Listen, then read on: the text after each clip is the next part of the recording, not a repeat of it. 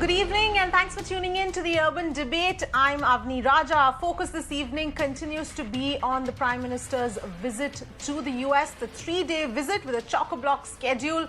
And right now is the all-important meeting with US President Joe Biden. The visuals of that on your screens at the moment. Remember, this is extremely crucial because this is the first in-person, the first physical meeting between Prime Minister Modi and Joe Biden ever since he became the US President. And this meeting of the Prime Minister comes at an extremely critical juncture at this point in time because remember, not only is this the first face-to-face meeting here, but it is also amidst the pandemic, and there are so many other things happening which need attention and unprecedented circumstances at this point in time with regard to the pandemic, the Afghanistan situation, China. There's lots really there for the Prime Minister to talk about at this point. But post this meeting is the all-important Quad Summit as well. And tomorrow will be the Prime Minister's address at the UN General Assembly. But as far as India and the US are concerned, this trip could possibly be what defines the future of the Indo-US relationship. And that's really what we are going to focus on today. Let me welcome our guests who are joining in this evening to talk about all of this. Professor Swaran Singh, Chairman, Center for International Politics, Organization and Disarmament, JNU, is joining me. Seema Sirohi, columnist, Indo-US relations expert. Tariq Farhadi, former Afghan presidential advisor. Professor Scott Lucas, again, US British foreign policy and international affairs expert as well. So thank you so much, all of you, for joining us this evening as we track the Prime Minister's visit to the US and that all-important meeting there, which is going on at the moment. We'll keep trying and getting you visuals and getting you updates on what's happening there at this point in time. But Seema Sirohi, if I can begin with you.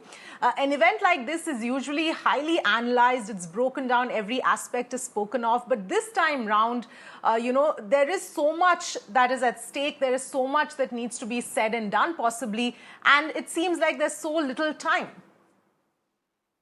Yes, the agenda is really heavy. It's like diplomatic speed dating, if you want to call it that. The bilateral meeting will be followed by the Quad meeting. The Prime Minister has already met the Australian and Japanese Prime Ministers yesterday. He also met several CEOs. So yes, it's a very important meeting because the two leaders will set the agenda for the next couple of years, where the relationship is headed, how they are going to tackle various problems. Afghanistan being on top of India's mind, I would expect, given the security situation there. They'll discuss the Indo-Pacific idea and how to take the Quad forward and how the new security alliance that has been announced by the US, UK, and Australia, how that plays into the whole thing.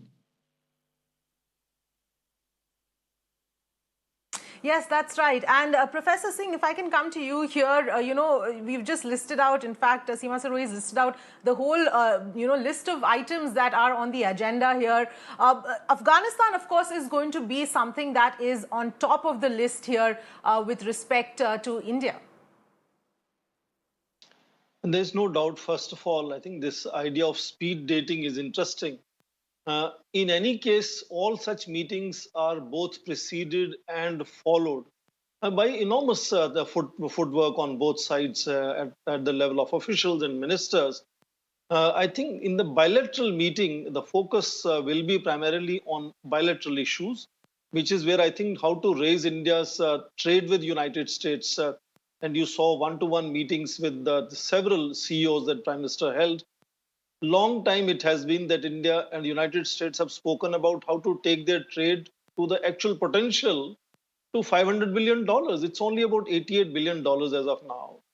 Also, defense sector, I think in the last 15 years, you see India has already ordered about $22 billion worth of equipment from the United States, and another $10 billion is on the table. Ideas like Predator drones or C-130J transport aircraft or the air defense systems, those will be, I think, primary focus. And of course, Afghanistan, which is also for India, it's a national issue because India is next to Taliban, Pakistan, China. So even while they talk of issues of terrorism in terms of Quad framework, India's focus will be immediate impact that India may receive in coming months and years, particularly if instability on the ground continues in Afghanistan, which will create further fractions within Taliban, create this instability between Haqqani work and Taliban, bring in outside players like Khorasan province, IS, Daesh, or even others from Pakistan could move. Lashkar-e-Toiba, Jaish-e-Mohammed could find Afghanistan to be more attractive to be active. So instability in Afghanistan, I think, is going to be a primary focus of how they wish to engage. You see already United States and several other countries are making distinction between Afghan people on the ground who are about to face some kind of a humanitarian crisis or catastrophe, and certain amount of aid through United Nations is being sanctioned to help them, and make distinction between Taliban, and nobody, not even Pakistan, is able to think of giving them recognition as of now.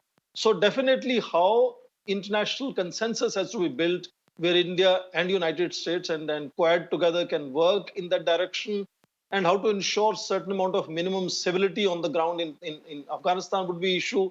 Next, of course, very soon we'll have a climate change summit meeting. India, United States again have major targets, but also they have this so-called clean energy agenda for themselves for 2050. So how they can enhance their cooperation between themselves. So even the multilateral and regional responsibilities that these two nations bring to bear together upon themselves will flow from India's core national interest in the bilateral meeting. And then, of course, much wider debate will take place later in the day in Quad framework, which again is interesting. Quad is a diplomatic framework led by United States.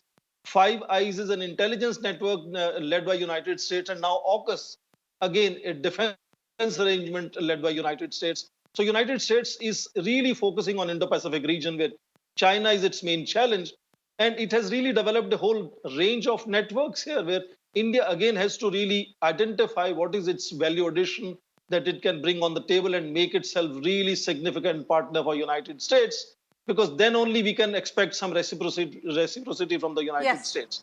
Last 20 years have seen change, but I think more changes are coming in coming days. Yes. And this meeting will lay the ground.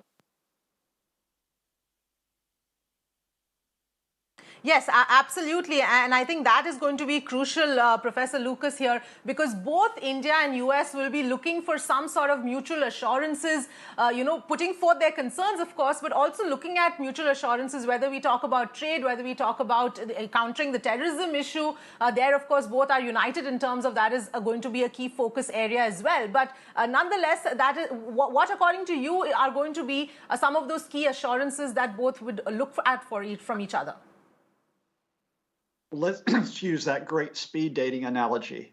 And that is, if you and I are on a speed date, we might try to make a connection, but you might want to talk cinema and I might want to talk sports. So while there's mutual connection here, coronavirus, climate change, trade and technology, as we saw from the Indian foreign minister after his meeting with Vice President Harris, he wanted to talk possible attacks from Pakistani soil on India, and the Biden administration would prefer to talk about how are we going to compete with China. Afghanistan is not a priority for the Biden administration, except for the idea that you contain the Islamic State Khorasan. Pakistan, in effect, has been handed by the United States responsibility for Afghanistan, and the US is not going to turn against Pakistan. So that raises two questions for Prime Minister Modi, beyond the issues where we can have a connection. First, do you accept that priority is with the US approach to China? And secondly, if you do, how do you balance this? Because the United States, as it is shown with the alliance with Australia and the UK, is focusing on a military alliance, including naval power. India, however, primarily is focused on a land border with China and would prefer not to have a military-first approach with the Quad. And India also has membership of the Shanghai Cooperation Organization. So does it draw closer with the United States and risk those links with China, Or does it try to continue to balance, even as Prime Minister Modi wants to show we have a very good relationship, a connection with the Biden administration?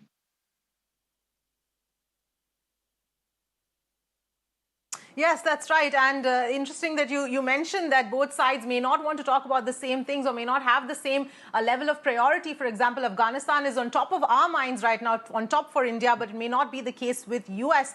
But in fact, let's focus a little bit on Afghanistan right now. And Tariq Farhadi, coming to you here, the way this entire US withdrawal has happened and the kind of formation here we are seeing, the realignment really that we are seeing, all of that, whether it's Pakistan, China, Russia, even all of that is going to have a major detrimental impact as far as India is concerned, and that obviously is why it puts it on one of the top of the list for India. Yes, although I would say that in the US-India relationship, there are many more important topics, as was mentioned before by colleagues here. If you look at the map of the world, right now, the US has the best relationship in this area of the world with India. You look at Iran, the relationship is not good. You look at Afghanistan, the US has left. You look at Pakistan, the relationship is tense. You look at China, the talk is, Biden says there is no Cold War, but in fact there is one. India in this geography is very important for the United States. And for India, of course, the defense topic is important, and especially the trade topic is important. And also all the issues of intellectual property and COVID vaccines and other drugs important because India is one of the largest manufacturers of drugs, pharmaceuticals. So Afghanistan, the US can't do much for India in Afghanistan anymore. The US is not in Afghanistan, it's finished. They're gone. All right, my apologies for interrupting you. We're going to just cut across. They're speaking at the moment. Let's just cut across and listen in. But when I was in Mumbai as vice president, I finished meeting with the equivalent of the Chamber of Commerce. ये मैंने अपनी शुरुआती टिप्पणी में लिखा तो नहीं था, लेकिन फिर भी बताना चाहता हूँ कि जब मैं मुंबई में था वाइस प्रेसिडेंट के तौर पर, तो मैं उस समय चेंबर के अध्यक्ष से मिला था. And afterwards, the Indian press asked me, "Do I have any relatives in India?" और उसके बाद भारत की प्रेस के लोगों ने मुझसे पूछा कि क्या मेरे कोई अपने प्रियजन, मेरे कोई रिश्तेदार भारत में हैं? And I said, I'm not sure, but when I was elected as a 29-year-old kid in 1972, before I was sworn in, I got a letter from a person named Biden, last name, in Mumbai, from Mumbai. तो मैंने कहा कि मुझे मालूम नहीं, लेकिन जब मैं 29 साल का था और 1972 की बात है, उस समय जब उस समय पर मेरी जब कदम मुझे उठानी थी, उस समय मुझे किसी व्यक्ति ने खत भेजा था. उन्होंने कहा कि मेरा नाम भी आखिरी नाम बाइडेन है, वो भारत से थे. And I said that I never was able to follow up. वो मैं अपनी बात में ढूंढ नहीं पाया. Next morning I had a press conference going away, and the Indian press said, someone spoke up, you have 5 Bidens in India. और अगले दिन जब प्रेस कॉन्फ्रेंस हुई तो इंडियन प्रेस ने मुझे बताया कि आपके यहाँ तक 5 लोग हैं जो उनका आखिरी नाम बाइडेन है. And although we never admitted it, jokingly, that I found out that there was a Captain George Biden who was a captain in the East Indian Tea Company. और मजाक में मैंने कहा कि हाँ, एक जॉर्ज बाइडेन थे जो कि इंडियन टी कंपनी में कैप्टन थे. That's hard for an Irishman to admit. ये थोड़ा मुश्किल होता है किसी भी आयरिश व्यक्ति के लिए मानना. I shouldn't be so casual. I hope you understand the humor here. But and the end result was that he apparently stayed and married an Indian woman. And I've never been able to track it down. So the whole purpose of this meeting is for him to help me figure out. तो मैं थोड़ा अनौपचारिक रूप से कह रहा हूँ कि उन्होंने कहा कि उन्होंने किसी भारतीय मूल की महिला से शादी की थी और उसको ढूंढ नहीं पाया आज तक, तो मुझे आशा है कि एक न एक दिन हम उसका पता लगाएंगे. But all kidding aside, I think that the relationship between India and the United States, the largest democracies in the world, is destined to be stronger, closer, and tighter, and I think it can benefit the whole world.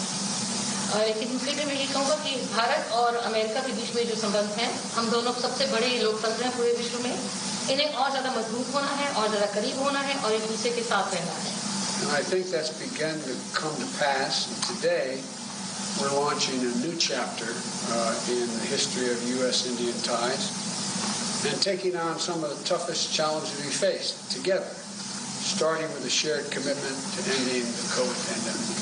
तो ऐसा हुआ है और आज हम एक नया अध्याय शुरू कर रहे हैं भारत और अमेरिका के बीच में, और उसका पहला काम है कि हम इस बड़ी महामारी कोविड-19 को समाप्त करने के लिए वचनबद्धता व्यक्त कर रहे हैं. The Prime Minister and I are going to be talking today about what more we can do to fight COVID-19, take on the climate challenges that the world face, and ensure stability in Indo-Pacific, including with our own Quad partners. तो आज प्रधानमंत्री और मैं इस बारे में बात करेंगे किस तरह से कोविड महामारी को दूर किया जाए, किस तरह से जलवायु संकट जो बना हुआ है उसको हम निपट सकें, और इंडो पैसिफिक में किस तरह से हम अपने आप को सुरक्षित बना सकें. Of course, our partnership is more than just what we do. It's about who we are. It's rooted in our shared responsibility to uphold democratic values, our joint commitment to diversity, and it's about family ties, including 4 million Indian Americans who make the United States stronger every single day. हमारी जो आपस में partnership है, जो हमारी सहभागिता है, उससे कहीं ज्यादा है. हम जानते हैं कि हम लोग कौन हैं, और हमारे आपस में पारिवारिक संबंध है, क्योंकि 4 मिलियन भारतीय मूल के लोग हैं जो यहाँ पर हमें हमारे देश को ज्यादा सुदृढ़ और ज्यादा मजबूत बनाते हैं. As the world celebrates Mahatma Gandhi's birthday next week, we're all reminded that his message of non-violence, respect, tolerance matters today maybe more than it ever has. So I'm looking forward to my discussions with the Prime Minister. Thank you. और अगले सप्ताह जब हम महात्मा गांधी जी का जन्म तिथि बनाएंगे, उस समय पर हमें याद रखना है कि उनके जो बताए हुए मूल्य थे, अहिंसा, लोगों के साथ सहिष्णुता और आदर, ये आज के विश्व में पहले से कहीं ज्यादा इनकी जरूरत है. और प्रधानमंत्री जी, हम आपके साथ आगे बातचीत करने के लिए आगे आते हैं. धन्यवाद. Prime Minister, the floor is yours. मंच आपका है. राष्ट्रपति जी, सबसे पहले तो मैं मैत्रीपूर्ण और गर्मजोशी भरा हम सबका भारतीय डेलीगेशन का स्वागत करने के लिए मैं आपका हृदय से बहुत बहुत आभार व्यक्त करता हूँ.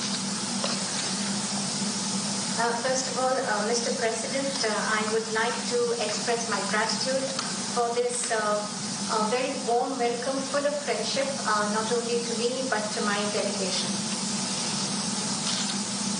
2016 में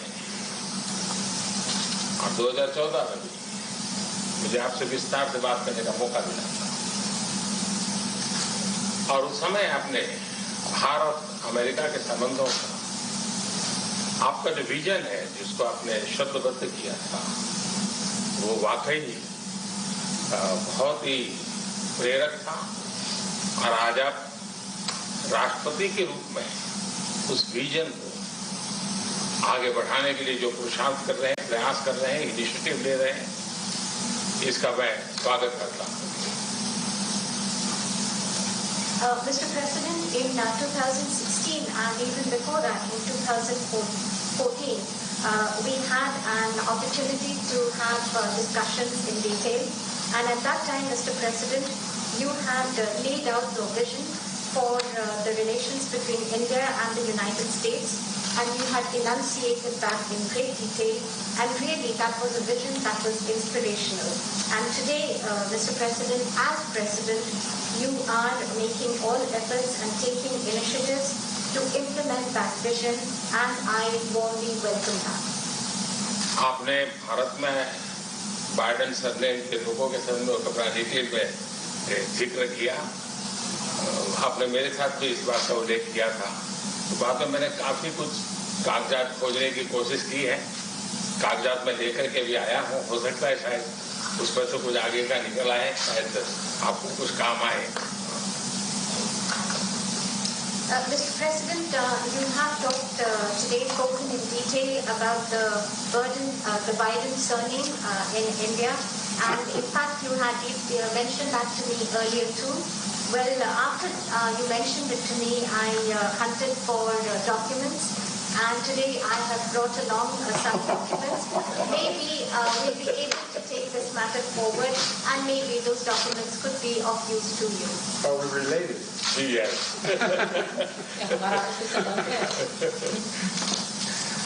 एक्सेलेंसी, आज की हमारी ये बायलैटरल समिट, लेकिन मैं देख रहा हूं कि ये दशक 21वीं शताब्दी के तीसरे दशक का ये पहला वर्ष, मैं पूरे दशक की तरफ देख रहा हूं कि आपके नेतृत्व में जो बीज हम बोएंगे, इस पूरा दशक हमारी दृष्टि से बहुत ही भारत और अमेरिका के संबंध में, विश्व के लोकतांत्रिक देशों के लिए एक बहुत ही ट्रांसफॉर्मेटिव ये कालखंड रहेगा, ऐसा मेरा विश्वास है।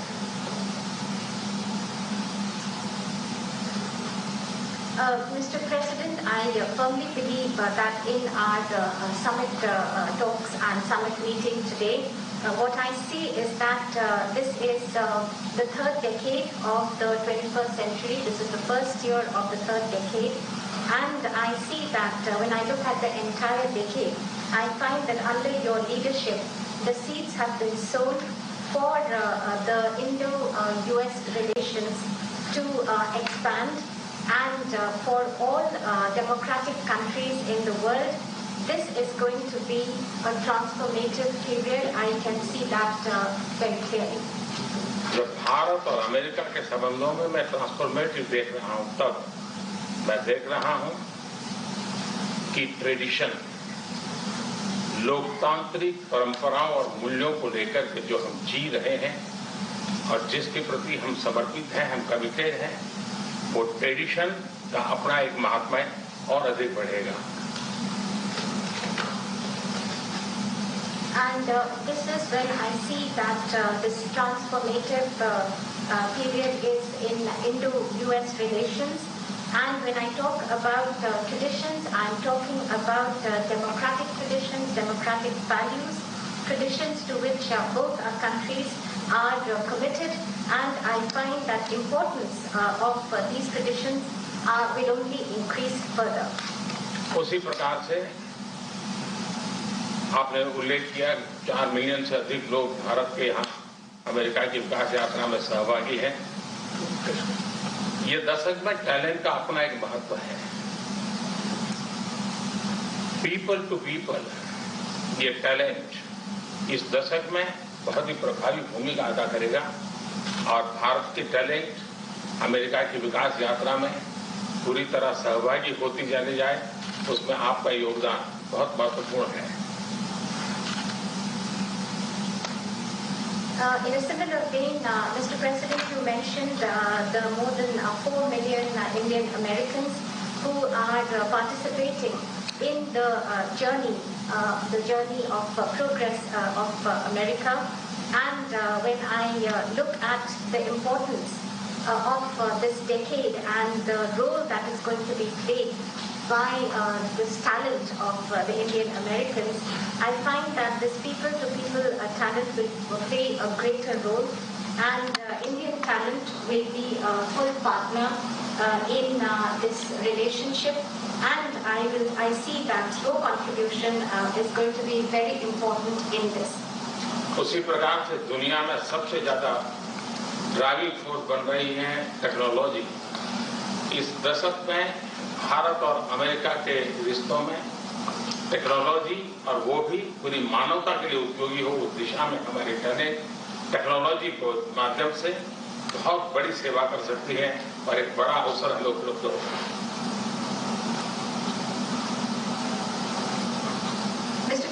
in similar lines, the most important driving force in the world today would be that of technology, and the technology that is going to be for the service and for the use of humanity. And I find that opportunities for this are going to be tremendous. उसी प्रकार से भारत और America के बीच trade का अपना महत्व है और इस दशक में ट्रेड के क्षेत्र में भी हम एक दूसरे को काफी पूरक हो सकते हैं। बहुत सी चीजें हैं जो अमेरिका के पास है जो भारत को जरूरत है, बहुत सी चीजें भारत के पास है जो अमेरिका के काम आ सकती हैं। तो ट्रेड भी इस दशक का एक बहुत बड़ा क्षेत्र रहेगा।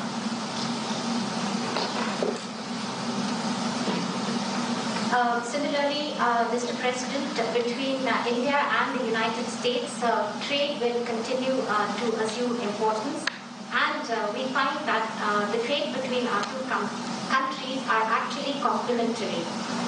There are things that you have and there are things that we have, and then we in fact complement each other. And I find that in the area of trade during this decade, that is also going to be tremendously important. Mister president, आपने अभी 2 अक्टूबर महात्मा गांधी की जन्म जयंती का उल्लेख किया। Mahatma Gandhi trusteeship की बात करते थे। ये दशक उस ट्रस्टीशिप के लिए भी बहुत महत्वपूर्ण है। महात्मा गांधी हमेशा इस बात की वकालत करते थे कि प्लेनेट के हम ट्रस्टी हैं और हमने हमारी आने वाली पीढ़ियों को एक ट्रस्टी के रूप में ये प्लेनेट को हमने सुपुर्द करना होगा। और ये ट्रस्टीशिप की भावना भी भारत और अमेरिका के बीच के संबंधों में एक बहुत अहमियत रखेगा और महात्मा गांधी के आदर्शों की पूर्ति के लिए ट्रस्टीशिप का सिद्धांत जो प्लेनेट के लिए हर नागरिक की जिम्मेवारी विश्व के लिए बनती जा रही है।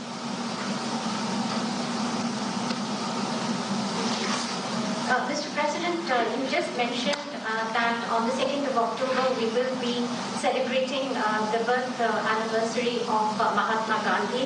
And Mahatma Gandhi always used to talk about the principle of trusteeship of the planet.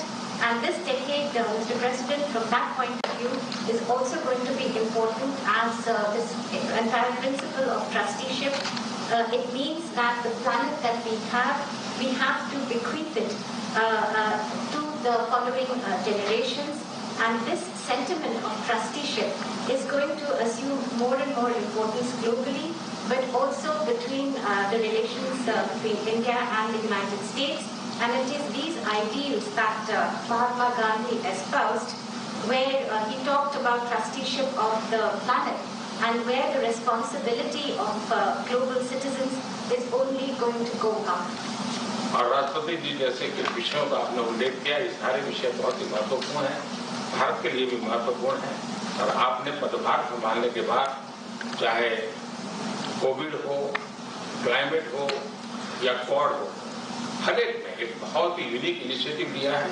और मैं समझता हूँ ये यूनिवर्सिटी, ये जो आपका इनिशिएटिव है, आने वाले दिनों में बहुत बड़ा प्रभाव पैदा करेगा।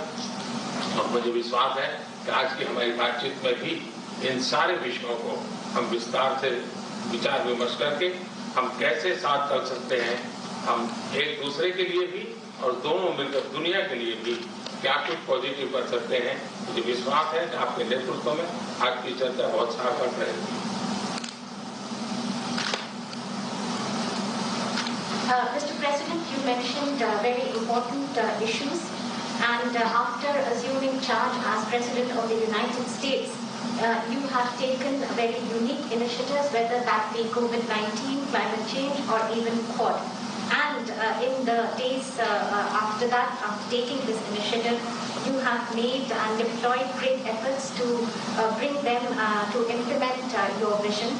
And also today we have this opportunity to discuss all these issues in great detail. And after our discussions, we will look towards how we can work further together, not only for our respective countries, but for the entire world, how we can take positive action. And I am I'm absolutely convinced that under your leadership, whatever we do, it will be extremely relevant for the entire world. राष्ट्रपति जी, मैं फिर से एक बार आपका बहुत बहुत धन्यवाद करता हूँ इस गर्मजोशी भरे स्वागत के लिए। Once again, Mr. President, let me thank you profusely for this very warm welcome. Thank you. Thank you so much.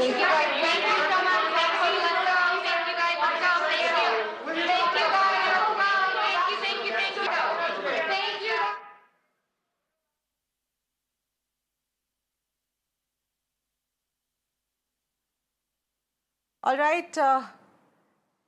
All right, that was the statement there coming in from Prime Minister Narendra Modi and US President Joe Biden with respect to what is going to be at the forefront, talking about the Indo-US ties and also saying that issues such as the COVID pandemic and battling COVID is something that is going to take the forefront as far as the discussions are concerned. Trade also is something that Prime Minister Modi pointed out too, saying that it is going to be crucial for the Indo-US relationship to move forward, and as well as technology will also be a very key feature. So those are some of the key words there coming in from that statement by both the leaders at this point in time. I'm going to go back to my panelists. I'd like to thank all of you for waiting patiently while that statement came in. But it gives us a little more direction into what we should really be discussing, because some of the key words here include things like trade, technology, COVID. All of that is something that is important at this point in time. So we're also being joined by Ambassador Achal Malhotra as well. Ambassador, if I can come to you here, let's focus a little bit on COVID, because that seems to be one of the overarching things that is going to figure in this meet as well. With respect to vaccine diplomacy, and this is something that impacts, obviously the entire world at this point in time, India's decision not to sign indemnity waivers for the US-made vaccines, India having had to stop vaccine exports, which we're still yet to restart, even though the announcement has come that it is going to happen. These are possibly two aspects that could come into play while this issue sort of is talked about. Yeah, yes, you have referred to some of the points on which there is a difference of opinion. I think when they talk about the COVID-19, when we talk about the COVID-19, the idea is to address all those issues which pertain to the health and the economic recovery of global economic recovery, which has faced a setback because of the COVID-19. I think these are more important aspects which need to be discussed and addressed. And of course, there is a question of enough production of vaccine so that it can be equitably distributed throughout the world. Because it's very simple concept that unless everybody says, nobody is safe.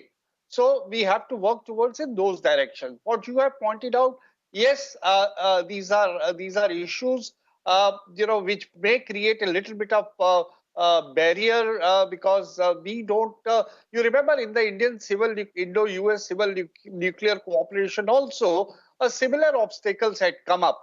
There was a liability clause and all those kind of things. But that's how the Americans look at it. But we also have to look at it from our point of view. But I think notwithstanding these small little obstacles, the larger issues need to be addressed. And I'm sure the two countries are going to sit together on work which is doable and what is achievable, which is let us produce enough vaccines together with technology, finances, and the capacity to produce. That is, India has the capacity to produce. Somebody has to provide technology, somebody has to provide finances, and then we are ready to cater to the requirements of the rest of the world. And in this context, we also have to find ways and means how to recover the economy, which has suffered a setback from the COVID-19. Yes, these technical issues can be addressed simultaneously. There are many obstacles. Even with UK, we are facing some problem over the validity of the certification for travel. So these small little hindrances, technical hindrances, will be there, but they can be addressed in the if we work in good spirit in other areas. That's how I look at it. As far as since you pointed out about the COVID, so this is my preliminary response to your question. But if there are other issues, I'll be glad to share my opinion on those also. Okay. Yes, we will talk about the other issues, especially the Quad Summit as well, because there's lots to talk about on that front as well. But Seema Sirohi, your analogy of speed dating seems to have sort of resonated across the panel here, and that's what, at least with that short statement that came in just a short while back, is what seems to be the case, because there's going to be a variety of things on the table to really discuss how much focus each issue is going to get, which are the issues which are going to be put at the forefront. That still remains to be seen. Yes, I mean, in these meetings, everything is pre-decided. It's not like unless Biden and Modi can really come up with a breakthrough on some issues, but everything is already decided, chalked out, and all they do is to sign off on a joint statement. But, by speed dating, I just meant that there are many, many meetings in the short span of 3 days, and that's about it. It wasn't meant to sort of denigrate anything in terms of the importance of these meetings. What they say about the Quad in the joint statement is what I think I'll be watching for, how they take the mandate of the Quad forward. Apparently, there'll be some new announcements. We are on track in terms of vaccine production. I've been told that the delivery of 1 billion doses by the end of 2022 is on track, where India will be manufacturing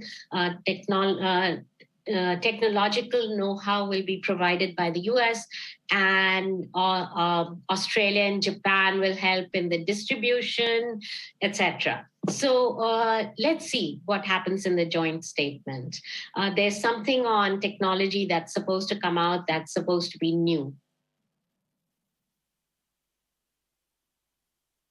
Yes, that's right. That we'll have to wait and watch out for that. But turning our attention now to the other important meeting that is lined up for in a while from now, which is the entire Quad Summit. And Professor Singh, coming to you here for your perspective. As far as India is concerned, there has been an attempt to sort of downplay any overshadowing by the Quad, by AUKUS on the Quad. The effort is to project both as completely mutually exclusive. But is that really the case?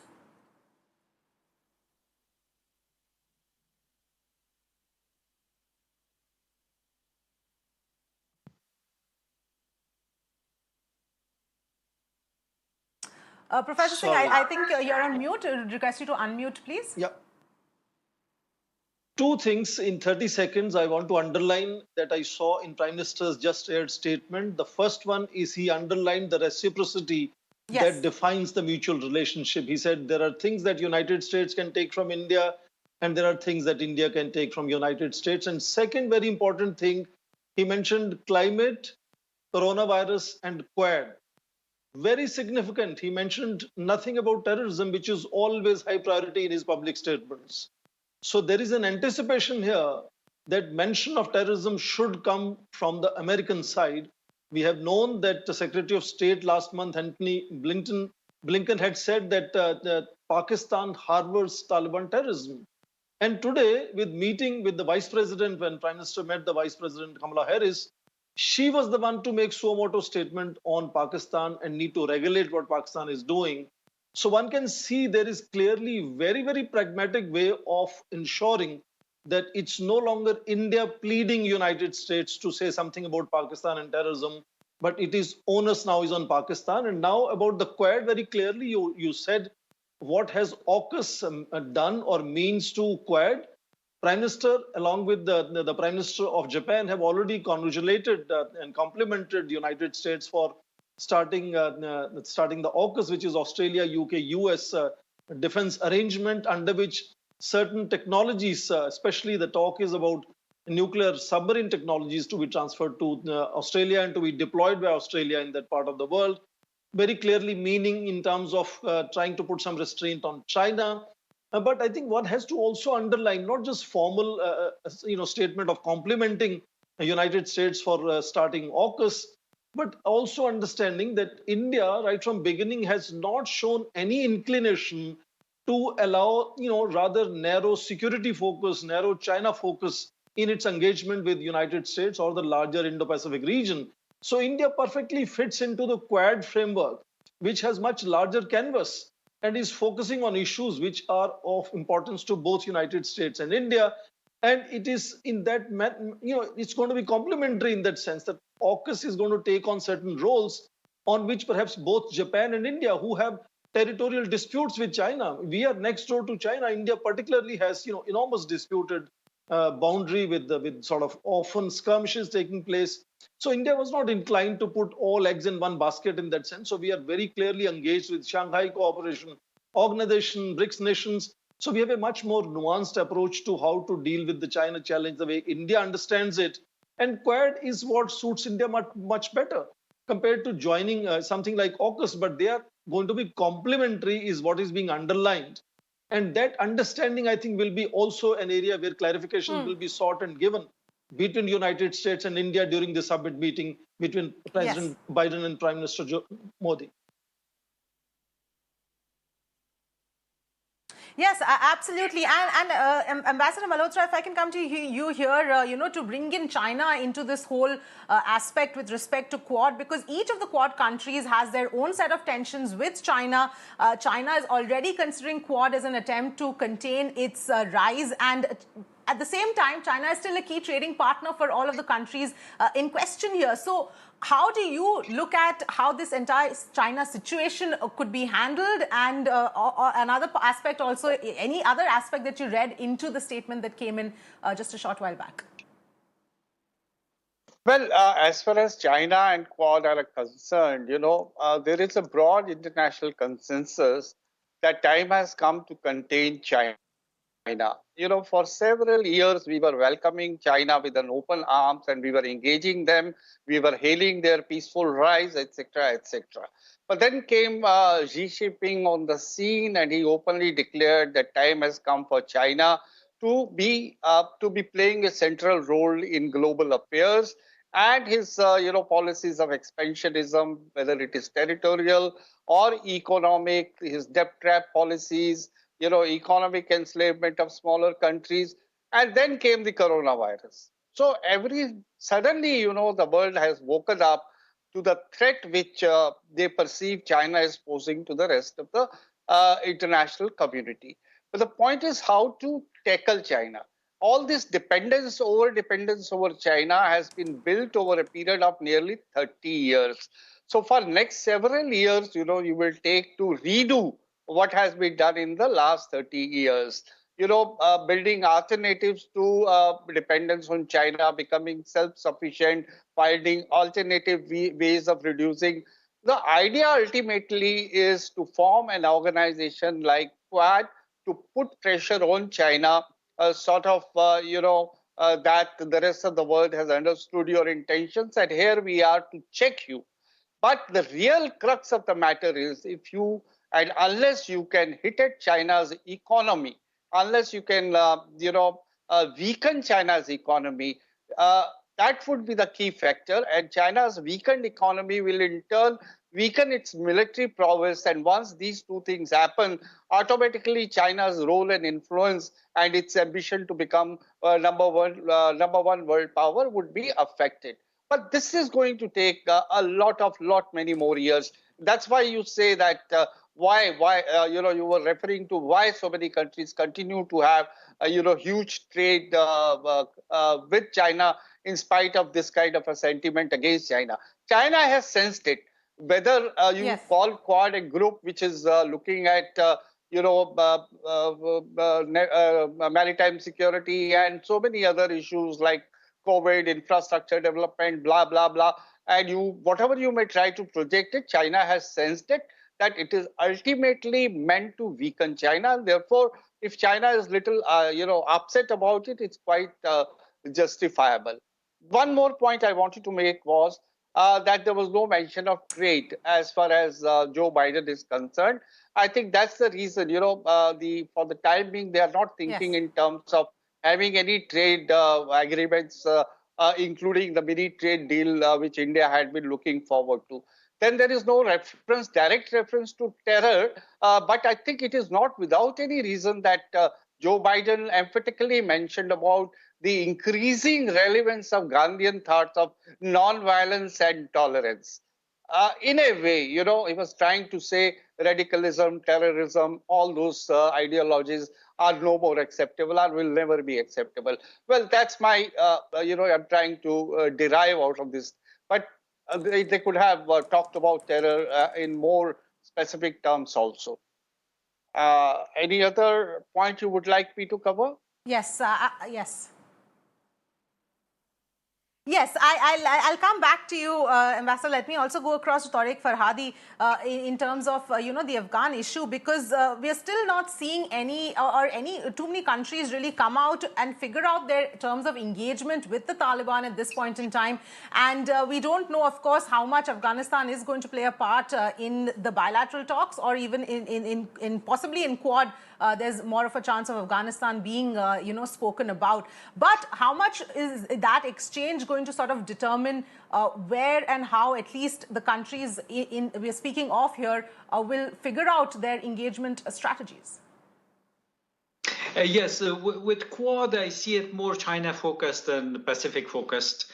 Afghanistan might come up in bilateral talks between India and the United States, but it's not really the most important matter now between India and the United States. Trade is, as we mentioned, and getting to some sort of a mini free trade agreement, and further down a real trade agreement. Afghanistan, I think everyone benefits from engaging with Taliban. Driving Taliban into a corner of isolation really increases the chance of unsavory things happening in Afghanistan in the future. Everyone would benefit to find elements of Taliban that are open to talk with the world and engage with them. This includes us, the Afghans, who are not Taliban, but for the sake of the 38 million Afghans that are in Afghanistan, and to help avoid an economic crisis which would engulf a refugee crisis, we are willing also to engage with Taliban. There is no doubt that they control the country, and there is no other force right now that can control the country. So engagement is the way to go. All right, Seema Sirohi, your perspective here on that statement that came in, and specifically if we talk about, let's talk about the investment angle into India, things like strengthening the digital platform. The CEOs that the Prime Minister met earlier on as well also speaks about the focus areas, be it 5G, be it the drone technology, be it the digital platform. All of that is something that is going to be extremely crucial to watch out for, and whether this can attract those investments into India, which we desperately need. Yes. See, the one pillar in this relationship, in the US-India relationship, one pillar that is weak is the trade and economic side. So what is interesting is that this time, Prime Minister Modi raised the issue of trade in this statement when he was meeting Biden, rather than the US president. Usually it's the Americans who, sort of push India about opening this and market access and all the other related aspects of the relationship where things are not moving as fast as they should. So apparently the Biden administration a few weeks ago showed no interest in working on a trade deal. I don't know whether it is because they are just fatigued from trying to work something out with India, or because they are trying themselves to work out a strategy of how they're going to formulate a policy on trade. Because on the one side, they want to develop resilient supply chains to counter China and to reduce the dependence on China. And on the other side, there's this whole thing about America first, that There are people in the US that need jobs, and what creates jobs in America is the most important for the Biden administration. So there is some wrinkles that the Americans themselves have to work out, but now it seems India is ready and America is not. All right. Ambassador Malhotra, on that point, because this is, of course, going to be, again, an important issue here with regard to the investments into the country and with regard to trade. And there is, of course, this long pending trade deal that's been on the cards, that's been getting pushed, that obviously is something that's pending as well. But your perspective on this aspect? Well, as I mentioned earlier also, the world trade was missing when Biden said it was Prime Minister Modi. Seema has also talked about it. And I think, I don't know what is the reason. Maybe Americans are not yet ready. Probably, the Donald Trump had taken an entirely different view, walking out of the multilateral trading systems. And all the issues are so difficult that they think that it is a bit early to give any priority to trade deals. Ultimately, of course, they have been unhappy over the trade deficit, which is against United States of America. But the impression one is getting is they don't seem to be in any hurry whatsoever to address this issue. And this was known to us even before, on the eve of the visit itself. I think our Commerce Minister had also given some indication to that effect. And but investments is a different issue. Investment is something which is also driven mostly by the private sector to a great extent, and that's where we have to ensure that there are no obstacles, no hurdles, and there are assurances to the investors that their investments in India are safe. Fortunately, we have come to a stage, those days are gone when we used to hold promotional activities in America and Europe, where we tried to promote India as a attractive destination for investments. Those days are over. We don't have to do any campaign or canvassing. It's just a question of looking for something beyond direct, foreign direct investments. And what we are looking for is the high-end technology. And that's, the 5 CEOs who were selected this time. I think very carefully they have been selected because the kind of things that we are trying to source from America and the American companies are pursued. Some of them have already made investments, and we want to them to multiply their investments, or some to come into our field. They're all high-tech kind of things, chips, drone technologies, and so on and so forth. So I see on investments, I see better prospects. Trade, we may have to wait for a while. It's going on. It is registering increase. The commodity trade, it's not that it is stalled. Commodity trade is going on. It is also registering some sort of some improvement over the previous years also. But the idea is to iron out all the the hurdles and obstacles which the two sides are facing in terms of their withdrawal of GSP system, or their perception that we are not allowing them market accesses, or even our perception of they not providing sufficient market access to our products. So these issues will remain on the agenda, but for the time being, we should accept it that they are on the back burner. Over to you.